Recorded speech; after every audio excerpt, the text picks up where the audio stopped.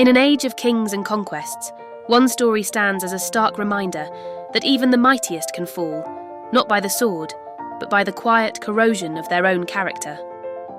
This is the tale of a king, a fateful glance, and the devastating abuse of power that followed. It is the story of King David and Bathsheba. From the rooftop of his palace in Jerusalem, a place of privilege and perspective, King David's eyes fell upon a scene not meant for them.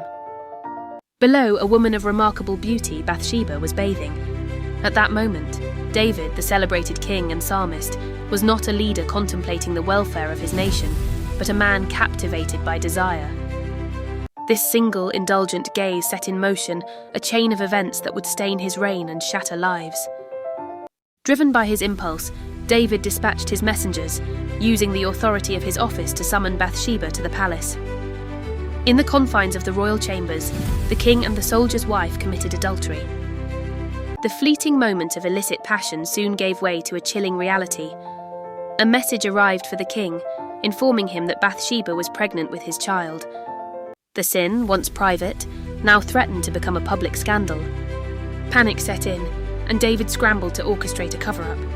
He called Bathsheba's husband, Uriah the Hittite, a loyal and valiant soldier, back from the front lines of the war against the Ammonites. The plan was simple. Uriah would go home to his wife, and the child's paternity would be assigned to him, burying David's transgression. But David had severely underestimated the honor of the man he sought to deceive. Uriah, displaying a profound loyalty that stood in stark contrast to his king's treachery, refused to go to his house. He would not indulge in the comforts of home and his wife's embrace, while his comrades, the Ark, and all of Israel and Judah were encamped in tents on the battlefield. His integrity thwarted David's scheme. Cornered by his own sin and Uriah's unwavering virtue, David's heart hardened. He made a desperate and monstrous decision. He sent the honourable soldier back to the battlefield, carrying his own death warrant, a sealed letter to the army commander, Joab, with a chilling instruction: place Uriah in the fiercest part of the battle, and then withdraw, leaving him to be struck down and killed. The command was obeyed without question. Uriah the Hittite, a man of profound loyalty and honour, was abandoned on the battlefield and fell to the enemy. Upon hearing the news, David waited for the customary period of mourning to pass, and then brought the widowed Bathsheba into his palace, making her his wife.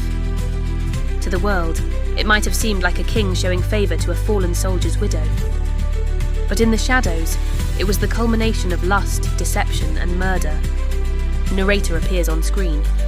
This tragic account reveals a timeless and dangerous truth about power.